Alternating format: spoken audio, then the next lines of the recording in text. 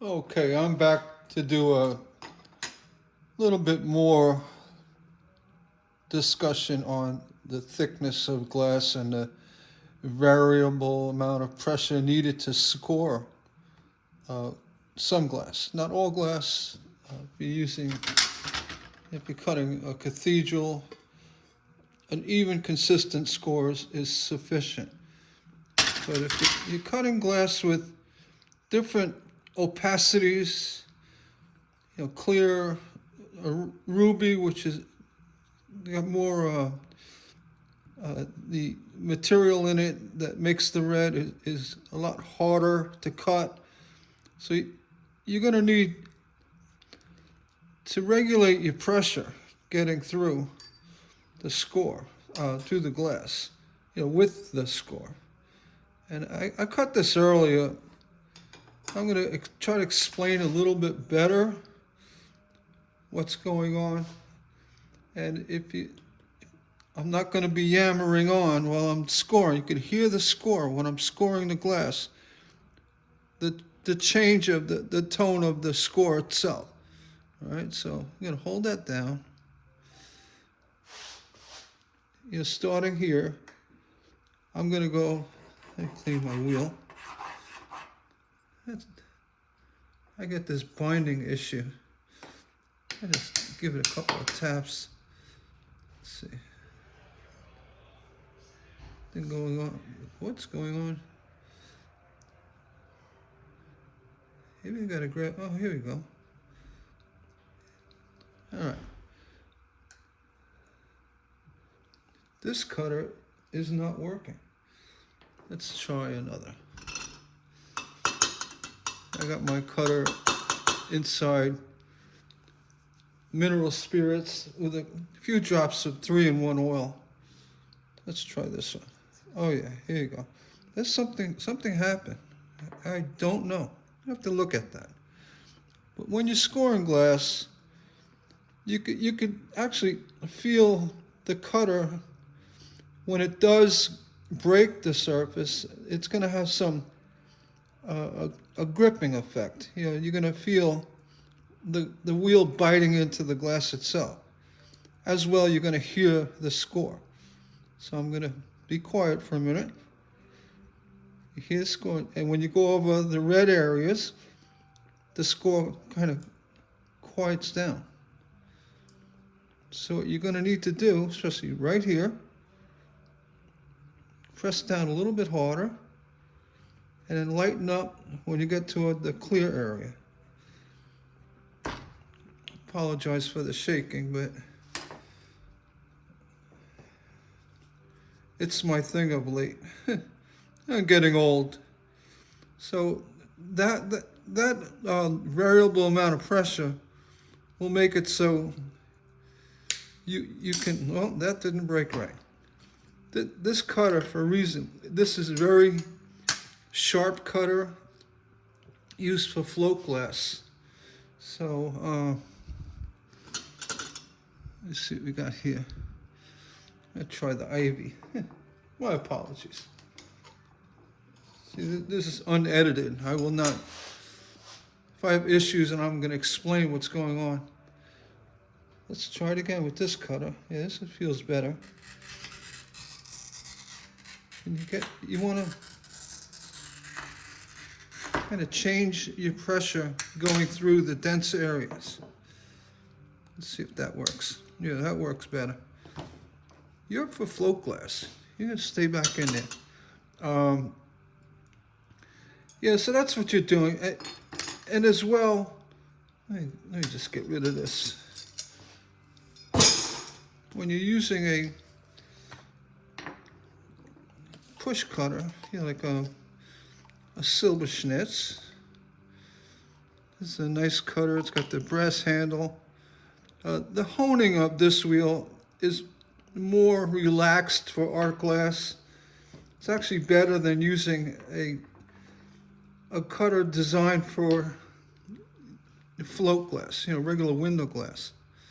So whether you're going to push or pull, these cutters are typically better for art glass.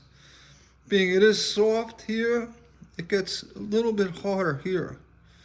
So being it's harder, you want to push down a little bit more.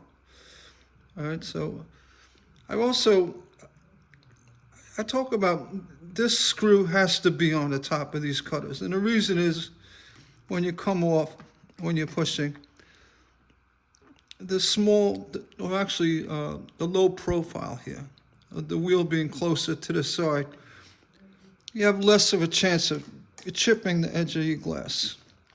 If, compared to cutting like this with the screw down, when you come off the glass, you're going to hit that area of the cutter. So you want to make sure you always have this screw facing up on the Silversnitz. Very important. I'll say that on every video. If you're new to Silversnitz or these pencil type cutters and you're familiar with, say, the pistol grips, which allow you to have a little bit more pressure, using your arm and your hand on the cutter, it allows you to push a little bit harder or have control of the cutter. And my mom, rest her soul, she's gone now, but she always used a pencil cutter. She actually used the old,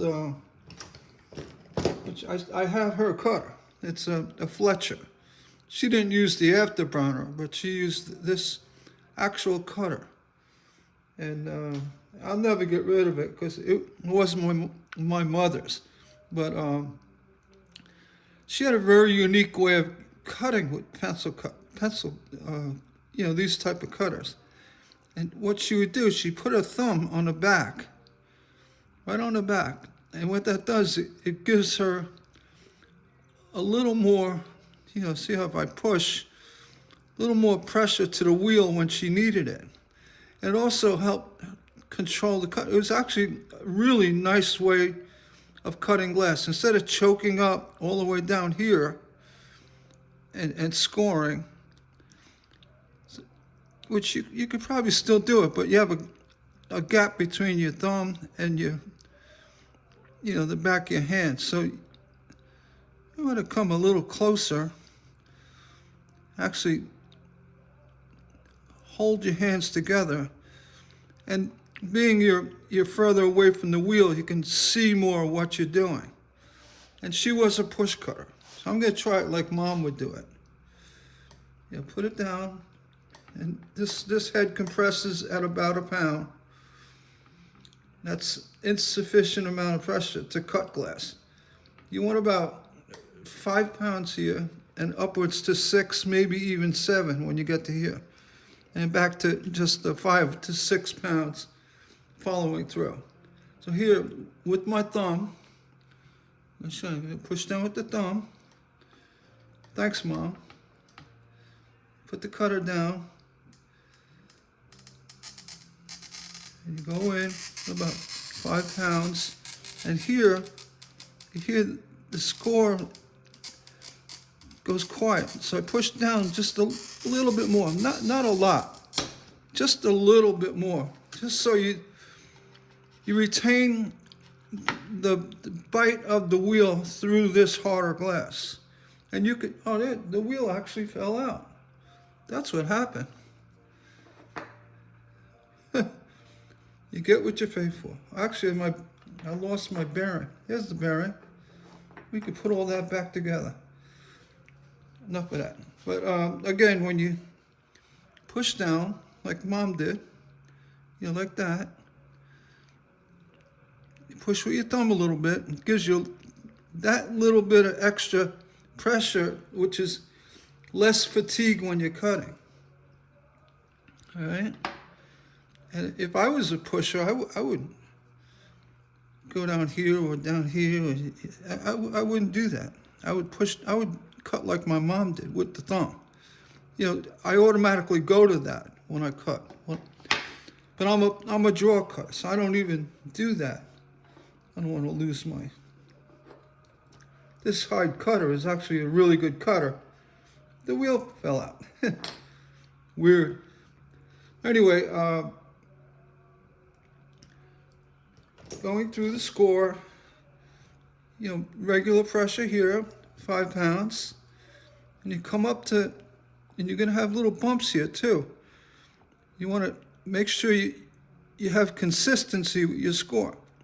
And press down a little bit more just to get through. And I would say from 5 pounds to about 6 pounds. So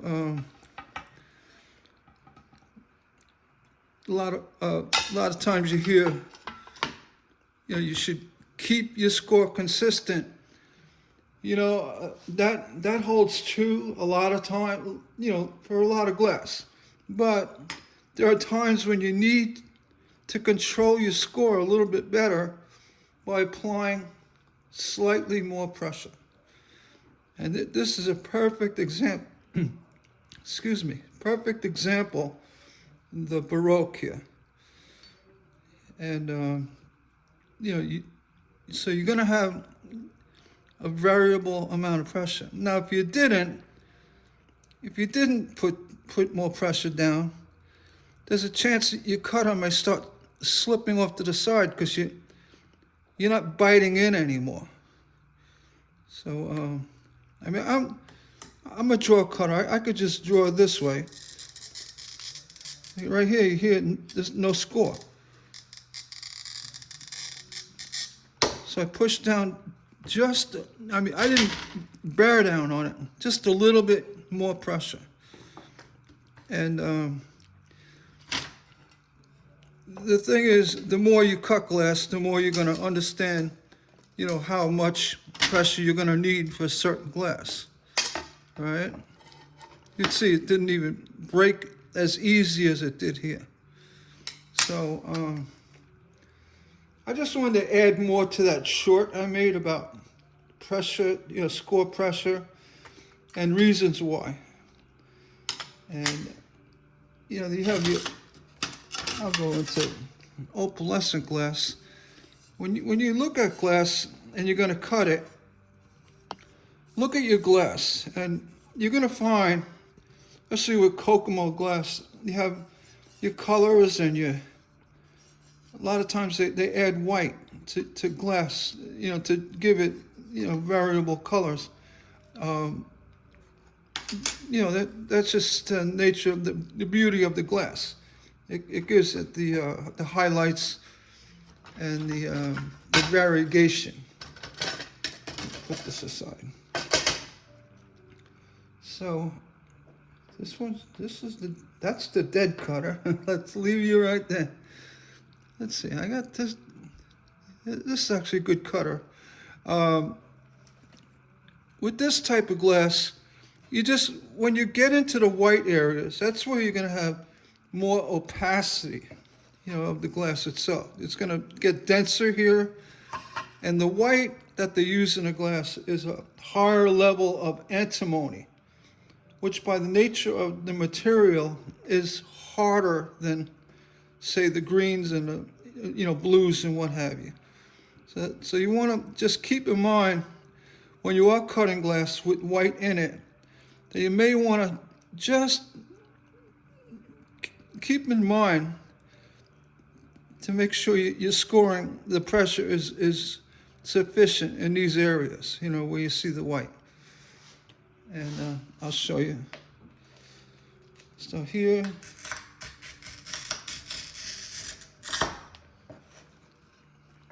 now with this glass, I just kept a consistent 6 pounds. But as I was cutting it, I was learning that that's all I really needed.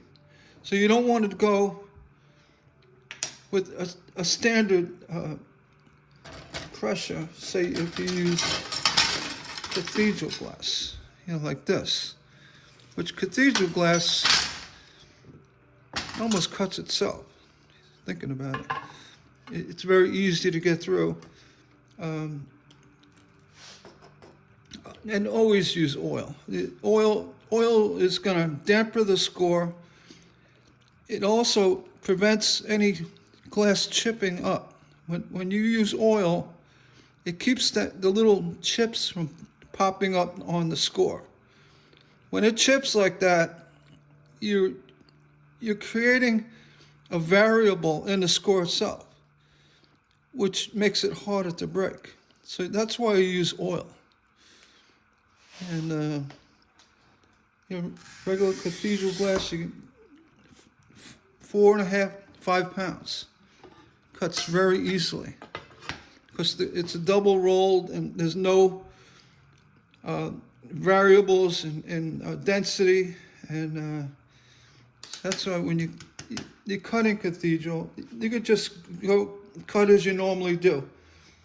But again, when you're cutting anything, especially Baroque, always keep in mind. This is the front, that you have that pressure difference. Right here. Just make sure you can slow down when you're going through this area. It's like driving through ice. You slow down.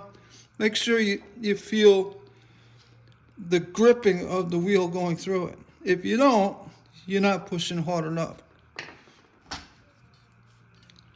And it's really important. So to answer the age-old question about glass scoring pressure, yeah, there are different layers of pressure you use for different glass.